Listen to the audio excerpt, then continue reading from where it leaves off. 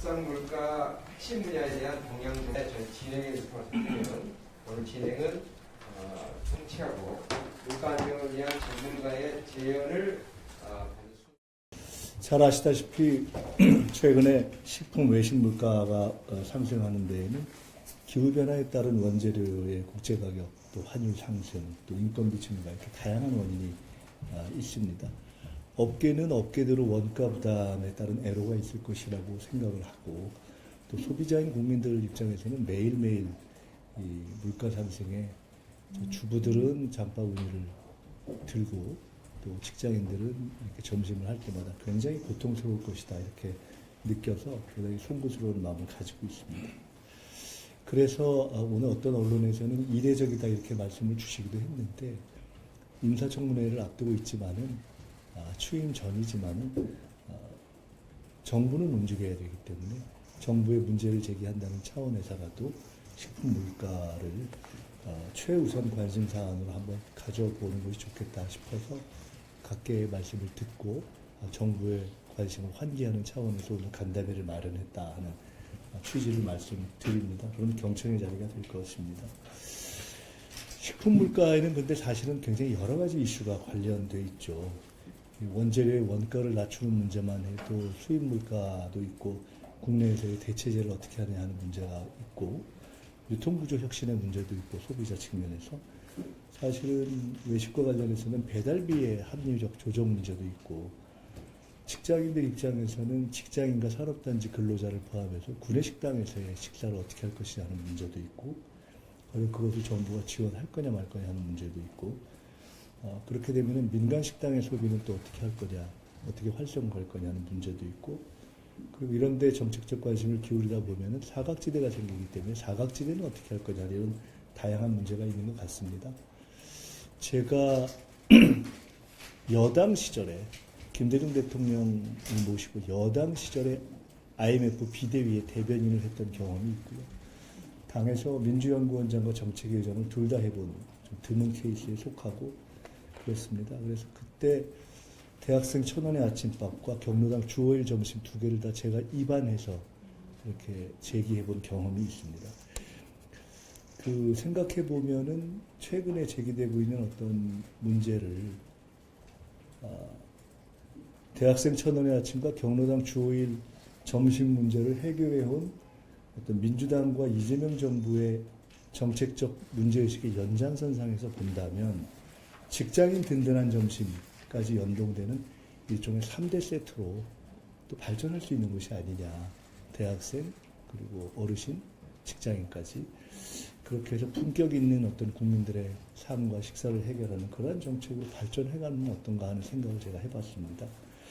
정책이라는 것은 결국 문제를 근원적으로 종합적으로 진단하는 것이 첫째고 그다음에 대책을 현실적으로 세워야 그것이 유능한 정부고 정책이라고 생각합니다. 오늘 계기로 해서 이재명 정부의 모든 공직자들이 아직 장관도 임명되지 않은 상황이지만은 다 국민의 공복으로서 이 문제에 대해서 깊은 고민을 시작했으면 좋겠다는 말씀을 드립니다. 사실 최근에 언론에서 제기되고 있는 대표적인 서민 음식인 라면 문제만 해도 사실 생각할 게 많죠. 이게 우리가 과거처럼 기업의 판매가를 가격 규제 형식으로 막 내리누를 수 있는 시대는 지나간 거 아니겠습니까? 합리적인 어떤 시장 가격의 자율성이라는 걸 살려야 되고 그렇지만 정부와 국민이 이 서민의 물가를 안정시켜야 한다는 정책적 요구가 존재하는 것이고 또 정부는 또 그런 일을 할 의무가 있고 그런 점에서 그것을 어떻게 조화할 거냐 하는 것이 저는 필요하고 온 국민의 입장에서 기업과 정부와 국민의 사회적 대화가 필요한 영역이라고 봅니다. 우리 윤홍근 회장님 나와 계시지만은 제가 최근에 보니까 해외에서 전염병이 발생해서 수입이 닭고기가 중단되는 사례가 있고 그 경우에는 정부가 지금 대체 지역으로 빨리 수입 전환을 해서 원가를 낮추려고 한다, 규정을 정비한다는 이야기를 들었는데 이게 과연 제대로 꼼꼼하게 되고 있는지 좀 정부가 지속적인 관심을 갖고 살펴볼 수 있도록 해야 하겠다라는 생각을 가지고 있고요. 그에 대해서도 구체적인 말씀을 주시면 도움이 될 것 같습니다. 결국 향후의 정책은 시장 가격에 직접 개입하는 것은 지양해야 하지만은 그러나 유통 과정이 불분명한 또는 불투명한 그런 품목들에 대해서는 거래의 투명성을 높여서 거래의 불투명성을 이유로 해서 국민에게 부담을 전가하는 방식은 우리 사회와 시장의 합리화 방향에서 고쳐가야 되는 것이 아닌가라는 생각이 들어서 아마 오늘 소비자 단체 두 분도 그런 말씀을 주시지 않을까 싶습니다. 과거의 정책 경험을 보면은 1,000원의 아침밥을 해결할 때도 그렇고 주 5일 경로당 점심을 할 때도 중앙정부와 지방정부, 대학도 이게 다 같이 힘을 합쳐서 비용을 분담했거든요. 그래서 저는 앞으로 발생하는 이런 문제도 중앙정부와 지방정부 그리고 기업을 포함한 제3섹터가 어떻게 협력할 것인가에 대해서도 처음부터 고민을 하는 것이 좋지 않은가라는 생각을 합니다.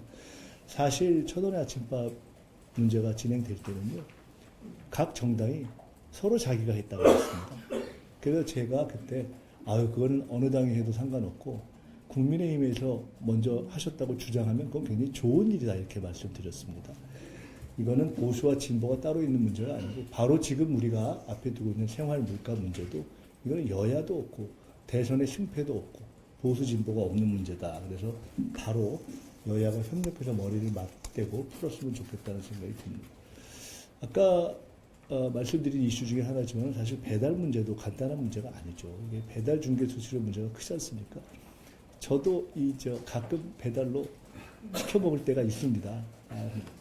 일하다 보면은. 그런데 이제 보니까 윤석열 정부의 자율 규제는 실패했다고 보입니다. 그래서 지금 이미 배달 중개 수수료에 대한 적정선을 어떻게 할 거를 입법을 포함한 고민이 시작되고 있는 것으로 알고 있고, 저희들이 합리성에 대해서 정부도 관심을 갖고 지켜보는 것이 좋고 의회에서 조금 더 적극적이고 선차적인 관심을 기울여 주시면 어떨까 하는 생각을 해보고 있습니다. 사실은 과거에 카드 수수료 상한을 보수 정권에서 시작했습니다. 이런 문제는 김대중 정책이냐 박정희 정책이냐 진보 정책이냐 보수 정책의 문제가 아니라고 보고 바로 그러한 데 있어서의 실용적 접근이 이재명 정부와 이재명 대통령의 생각이 아닐까 봅니다. 농림부가 공공배달 앱을 지원하는 그러한 지원책을 고민하고 있는 걸로 알고 있고 오늘 농림부에서도 와주셨는데요. 이제 그런 것이 잘 되면은 사실 소상공인도 좋고 소비자도 좋고 라이더들도 좋은 그런 플랫폼으로 가야 되는 거 아닌가 이런 생각이 듭니다. 하여간 오늘 참여해 주신 우리 식품 외식업계 또 소비자단체 전문가 여러분께 감사드리면서 제가 이렇게 쭉 좀 말씀을 드린 이유는 여러분들의 귀한 말씀을 잘 새겨 듣고 총리로 제가 정식으로 일을 하게 된다면 최대한 정책에 반영해서 어려움을 덜어드릴 수 있도록 국민의 어려움을 덜어드리는 것이 우리 모두의 숙제 아닌가 하는 생각을 하고 있습니다. 제가 총리도 공약이라는 걸 할 수 있는지 잘 모르겠는데요. 공약이라는 걸 할 수 있다면 우선 총리가 정식으로 되면 총리실부터 시작해서 공직자들부터 매주 최소한 1회 이상은 아무리 구내식당이 좋아도 주변 상권에서 점심도 좀 먹고 이런 운동도 좀 하면 어떤가 하는 생각도 들고요. 그렇게 해서 구내식당도 각 기업과 공공기관이 잘 활용할 수 있도록 하고, 그래서 제가 어제 어떤 언론사를 만났더니 그 언론사는 구내식당 무료화를 했더라고요. 제가 그래서 참 좋은 일이다. 근데 그 언론사만 해도 규모가 있는 곳인데 규모가 안 되는 곳들은 어떻게 할 거냐에 대한 정책을 찾자 우리가 이런 말씀 드렸습니다. 그래서 규모가 있는 곳, 규모가 적은 곳, 또는 구내식당을 활용하기 어려운 곳, 그리고 어렵게 소상공인 자영업자로서 식당을 운영하고 계신 모든 분들이 우리가 다 윈윈할 수 있는 그런 방법을 찾았으면 좋겠다 하는 말씀을 드립니다. 끝으로 한 가지만 더 조금 모든 말씀이 길었지만은 제가 아는 이재명 대통령께서는 형식적으로 일하는 걸 싫어하십니다. 그래서 형식적인 눈가림을 하거나 형식적으로 이렇게 제목을 바꿔서 내놓는 그러한 정책을 이재명 정부에서 되풀이하는 일은 없어지기를 저는 그러한 정부가 되도록 최선을 다해서 대통령을 보조할 생각이고 대통령께서도 그러한 관점에서 모든 공직자에게 요청하지 않을까 저는 이렇게 봅니다.